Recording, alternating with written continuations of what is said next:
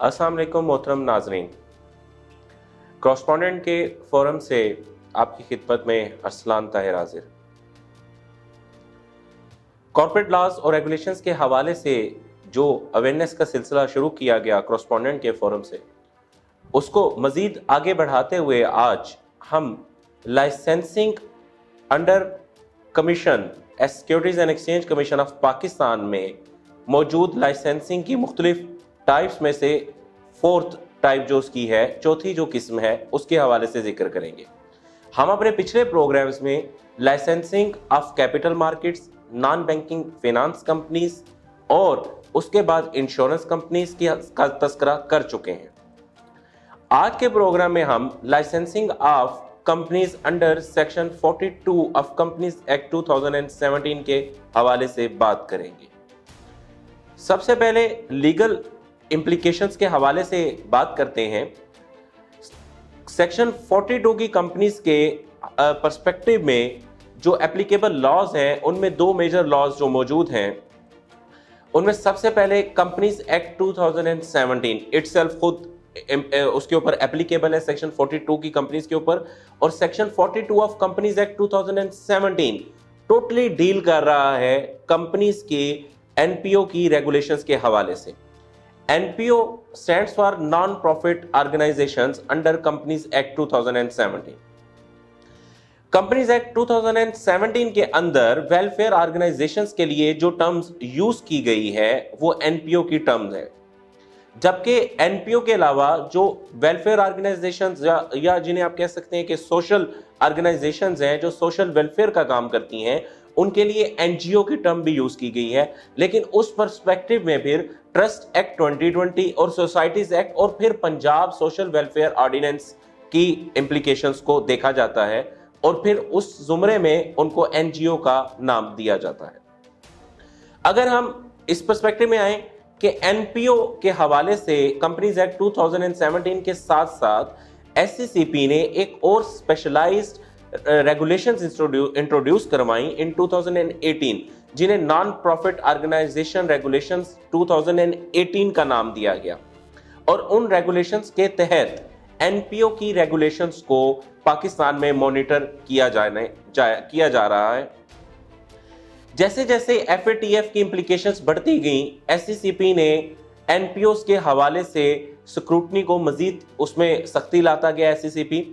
और सख्ती लाने के साथ साथ उसकी जो रिक्वायरमेंट्स हैं रिगार्डिंग द इनकॉर्पोरेशन और लाइसेंसिंग के हवाले से, उनमें मजीद एससीसीपी की तरफ से चीज़ों को शामिल किया गया ताकि इसको मजीद ऑथेंटिक बनाया जा सके। एट द एंड जो प्रोडक्ट मार्केट में एनपीओ की सूरत में सामने आई, वो इतनी ज़्यादा ऑथेंटिक प्रोडक्ट सामने आई कि आप ईएडी इकोनॉमिक अफेयर डिवीजन्स में जब जाते हैं after the licensing and incorporation of NPO, तो स्पेशली आपको उसमें कोई भी प्रॉब्लम नहीं होती। अब इन दो लॉज के बाद अगर देखा जाए कि एनपीओ की कंपनी की नेचर क्या होती है, एनपीओ की company basically public limited company होती है और पब्लिक लिमिटेड कंपनी में मिनिमम नंबर ऑफ डायरेक्टर्स जो रिक्वायर्ड होते हैं वो 3 होते हैं।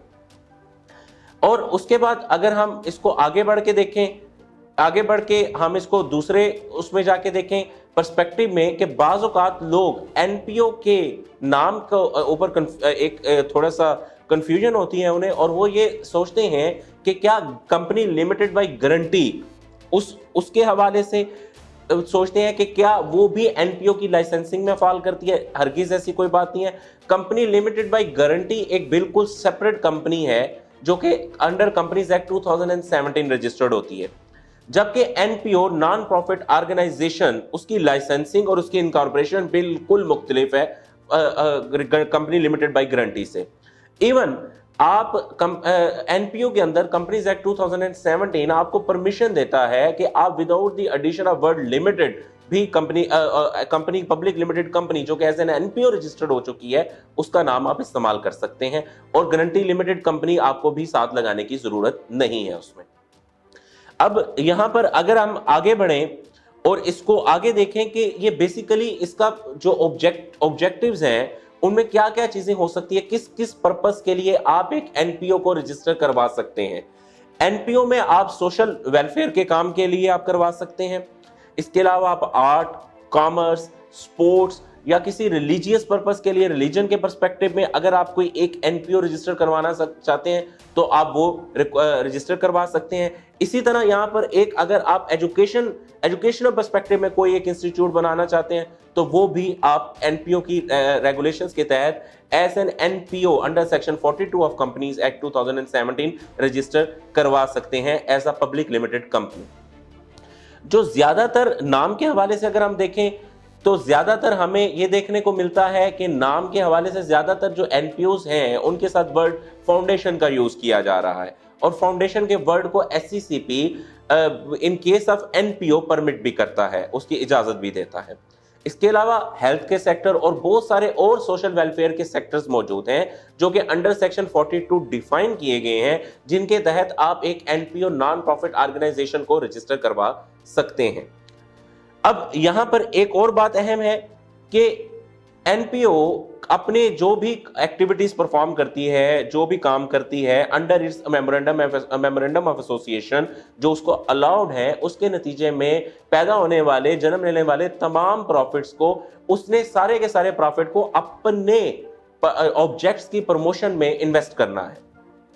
मतलब यह हुआ कि जो distribution of profits to the members वो प्रोहिबिटेड है एनपीओ के केस में। और इन अ केस के अगर आपकी कोई ऐसी सिचुएशन आती है जिसमें आप नॉन कंप्लाइंट होते हैं इस पर्सपेक्टिव में, तो वहां पर सिचुएशन इवन आपकी रिवोकिंग ऑफ लाइसेंस की भी आ सकती है। लेकिन revoking of license under NPO regulations 2018 के तहत एक कमीशन तब ही उसको प्रोसीड कर सकता है जब वो उसको जो भी उनके एनपीओ के हवाले से जो भी लोग मौजूद हैं, उनके रिप्रेजेंटेटिव्स, उनको opportunity of being heard SCCP की तरफ से दी जाएगी पहले in case of revoking of a license of an NPO. इसके बाद अगर हम इसको आगे बढ़ के देखें तो एमओए और एओए एक एनपीओ नॉन प्रॉफिट ऑर्गेनाइजेशन क्या मौजूद है कंपनीज एक्ट 2017 के फर्स्ट स्केड्यूल के टेबल एफ के अंदर मौजूद है। हम वो एक स्टैंडर्डाइज्ड जो एससीसीपी ने फॉर्मेट्स दिए हैं वो मौजूद हैं, आप उनको भी फॉलो कर सकते हैं। इवन आप कुछ अमेंडमेंट्स उनके एमओए के अंदर करना चाहें तो आप उस पर्सपेक्टिव में भी कर सकते हैं। इनकॉर्पोरेशन की स्टेज से पहले आप सबसे पहले इसकी अप्लाई करते हैं अब नेम अवेलेबिलिटी के लिए, लेकिन नेम अवेलेबिलिटी की स्टेज भी एनपीओ के केस में थोड़ी सी डिफरेंट होती है, जिसमें आपको एनपीओ के हवाले से नेम अवेलेबिलिटी की स्टेज पर भी आपको कमीशन को प्रोवाइड करनी पड़ती है कुछ ज्यादा इंफॉर्मेशन, जिसमें कि आपका ड्राफ्ट एमओए भी शामिल होता है, even the name of initial जो आपने उसके सब्सक्राइबर पेज के ऊपर नाम मेंशन किए होते हैं उनके नाम भी आपको, उनकी भी पूरी डिटेल्स आपको साथ में जमा करवानी पड़ती हैं कमीशन को। अब यहां से आगे बढ़ते हुए अगर हम देखें तो इसमें मजीद डायरेक्टर्स के हवाले से जैसे हमने बताया कि आपको वो भी इंफॉर्मेशन देनी है। इसके बाद जब हम मजीद आगे जाते हैं इसकी लाइसेंसिंग की स्टेज के ऊपर, तो लाइसेंसिंग के हवाले से रेगुलेशंस, एनपीओ रेगुलेशंस 2018 कुछ ज्यादा चीजें डिमांड करती है जिनको आपको फुलफिल करना होता है। उन चीजों की रेगुलेशन के सेक्शन 4 और सेक्शन 5 के तहत चीजें डिफाइंड है जो कि आपको रिक्वायर्ड होती हैं at the time of licensing of NPO non profit organization, जो आपको कंप्लाई करनी होती हैं विद द एससीसीपी, जो आपको प्रोवाइड करनी है ताकि एससीसी आपको लाइसेंस दे सके एक वैलिड लाइसेंस एनपीओ की ऑपरेशंस के हवाले से।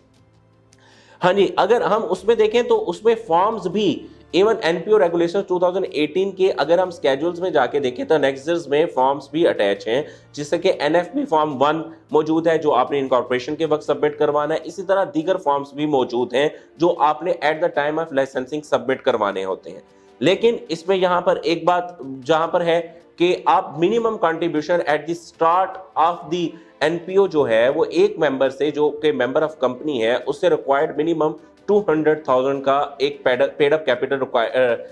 अप कैपिटल की सूरत में, डोनेशन की सूरत में रिक्वायर्ड होता है। अगर उसको ज्यादा सही अल्फाज में इस्तेमाल किया जाए तो वो डोनेशन की सूरत में रिक्वायर्ड होता है at the very start of licensing of NPO regulations and NPO under NPO regulations.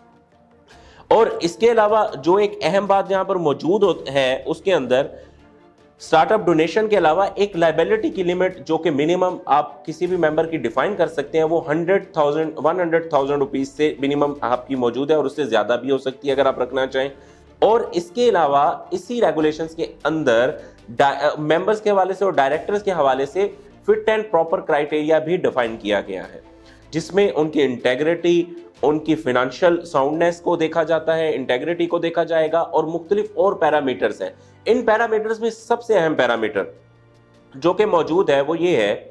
कि जब भी आप एक एनपीओ रजिस्टर करवाने जा रहे हैं, सपोज आप एजुकेशन को प्रिंसिपल क्लॉज के अंदर एमओए के इंक्लूड करते हैं कि आप एजुकेशन सर्विसेज सोशल वेलफेयर के तौर पर देंगे, तो आपके लिए कंपल्शन है कि आपके पास एक वेल क्वालिफाइड बंदा उस हवाले से मौजूद होना चाहिए एजुकेशन सेक्टर का। और दूसरी बात ये कि उसकी वेल क्वालिफाइड होने के साथ साथ उसके पास एक्सपीरियंस होना भी इंतहाई जरूरी है। और अगर वो शख्स जिसको प्रपोज किया गया है to be the director of the company is from any government organization और इंस्टीट्यूशन और the organization which is a state owned by provincial government और बाय द फेडरल गवर्नमेंट, तो उस सूरत में उस वहां पर उस रेलिवेंट इदारे से उस बंदे को जिसको आप प्रपोज डायरेक्टर के तौर पर ले रहे हैं अपनी कंपनी के अंदर, वहां पर NOC from the relevant department भी रिक्वायर्ड होगा। ये हेल्थ के सेक्टर में भी होगा, एजुकेशन के सेक्टर में भी होगा। इसके साथ साथ जो सबसे अहम बात यहां पर मौजूद है कि एनपीओ के हवाले से लोगों को अक्सर ये बस सवाल सुनने में मिलता है हमें बाहर अगर देखें हम एनपीओ के सेक्टर को, कि फॉरेन फंडिंग के हवाले से क्या मौजूद है चीजें, क्या फॉरेन फंडिंग अलाउ है? जी बिल्कुल अलाउड है। फॉरेन फंडिंग आपको एनपीओ के केस में अलाउड है, लेकिन उसके लिए आपको ईएडी की लाइसेंसिंग भी रिक्वायर्ड है। After approvals, name approvals, licensing and incorporation of the company, आप ईएडी की लाइसेंसिंग के लिए जाते हैं, जिसे इकोनॉमिक अफेयर डिवीजन बोला जाता है पाकिस्तान में, जो कि आपको लाइसेंस इशू करती है। उस लाइसेंस के तहत आप फिर फॉरेन फंडिंग के लिए एलिजिबल होते हैं और फिर उसकी रिक्वायरमेंट एनुअली, जिस तरह के एनपीओ के केस में भी मौजूद है कुछ रिक्वायरमेंट्स मंथली, क्वार्टरली और एनुअली, इसी तरह ईएडी के भी कुछ रिक्वायरमेंट्स फाइलिंग की मौजूद है जो आपको कंप्लाई करनी होती है। तो मोअज़्ज़ज़ नाज़रीन, ये एक ओवरऑल पर्सपेक्टिव में हमने एनपीओ के हवाले से बात की आपसे। उम्मीद करते हैं कि हमारा आज का प्रोग्राम एनपीओ की लाइसेंसिंग के हवाले से हमारे नाज़रीन के लिए बहुत फ़ायदेमंद होगा इंशाल्लाह। अगले प्रोग्राम तक के लिए इजाज़त दीजिए। अल्लाह हाफ़िज़।